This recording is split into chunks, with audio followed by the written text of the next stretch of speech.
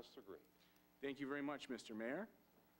This Safer City initiative, it's a gun amnesty and buyback program for unwanted and illegal firearms, reads as follows. Whereas reducing violent crime and enhancing community safety is a priority for the City of Hamilton, and whereas there has been a spate of recent brazen violent crimes, including, but not limited to, the midday shooting on Sunday, May the 17th, 2015, whereas a 2014 gun amnesty program organized by the Hamilton Police Service saw 374 guns and almost 20,000 rounds of ammunition turned into police, and whereas in the year 2000, a gun buyback program in Toronto turned in 2,000 illegal and unwanted firearms to police. Therefore, be it resolved that the Hamilton Police Service be requested to advise Council on the feasibility of a gun amnesty and buyback program for unwanted and illegal firearms owned by residents living in the City of Hamilton. So, Mr. Mayor, if I may now speak to that motion.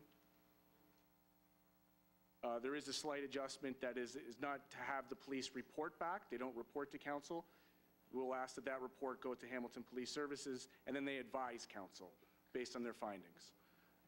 Mr. Mayor, if I may, it's a little bit personal, but certainly the recent events of gun violence in our community serve as a reminder for why I come to work every day here at City Hall, and a direct reminder of why I registered as a candidate last year. That despite the many incredible people and projects that we are so proud of in Ward 3, there is still a very real issue of street safety right across our city. And I know, because I heard again and again from the residents, that safety was the #1 issue in last year's election. It was during a time and in a ward where I feel we experienced a disproportionate amount of violence in our streets. And I can remember clearly, Mr. Mayor, that on January 2nd, 2014, it was a day that I found out about the tragic loss of Marley Rowe, a young man who I knew growing up as a child. In fact, I coached his older brother in minor football. And so on the very same day that I registered as a councillor for my candidacy for Ward 3, I remember receiving the news of his murder in my ward. And people ask me why I take these issues so personally, and I do take them personally. Because these are people that we're talking about and families that we're talking about, not merely crime statistics. So it personally struck me, the tragedy of a young father lost to gun violence, leaving behind his family and community to mourn. And in fact, I'd like to recognize his family for their efforts. His mother's here today, Sherry. She runs a program called Give Proof to Our Youth. And she's attended here this evening to support this motion, and she'll be in support of my rally tomorrow, proud to be Ward 3. Sherry, I want you to know that we all mourn with you as a city when these senseless acts occur in our community. And I thank you for your ongoing work with youth anti-violence awareness. So over the course of the past year, we've seen incidents like this become more brazen. I can think to a triple shooting at the corner of a restaurant not far from last week's daylight shootout.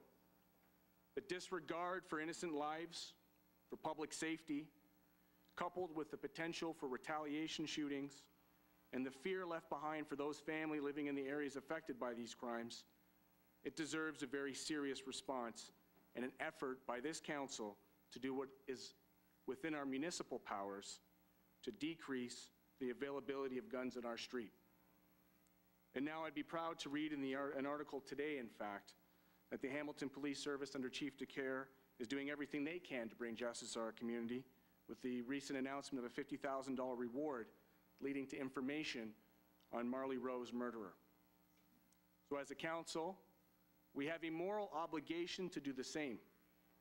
And I struggled with this, not knowing quite how to respond, to not know what steps as a municipality that we can take to lead our city towards a safer tomorrow.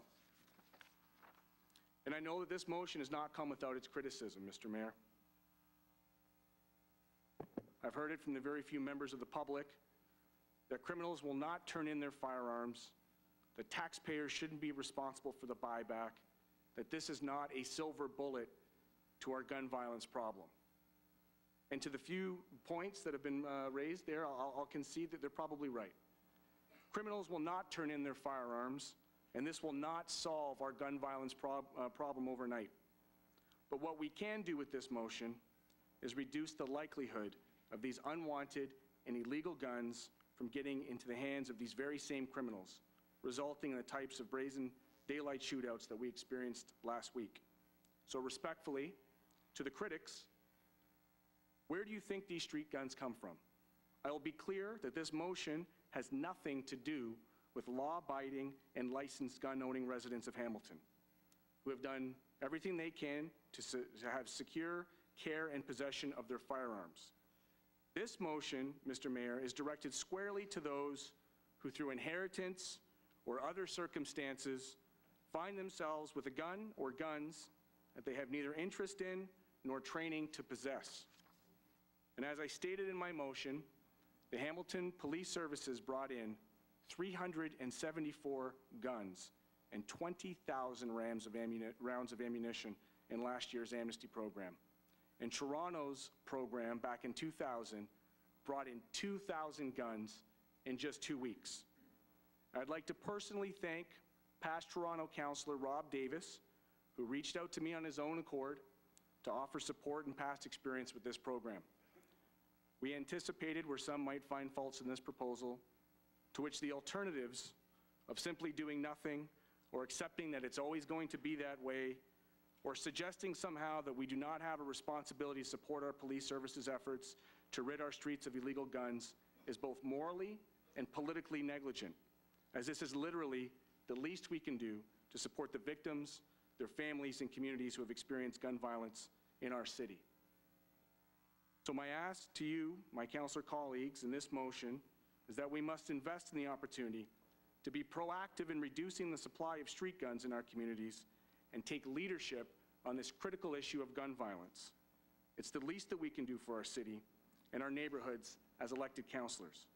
Thank you for your consideration of this motion. It is a feasibility motion that will be handed off to the police with a financial responsibility borne by the city, and I certainly look forward to your comments and happily welcome your questions. Thank you, Mr. Mayor, and I appreciate your support on this motion as well. Thank you, sir. Well said. Councillor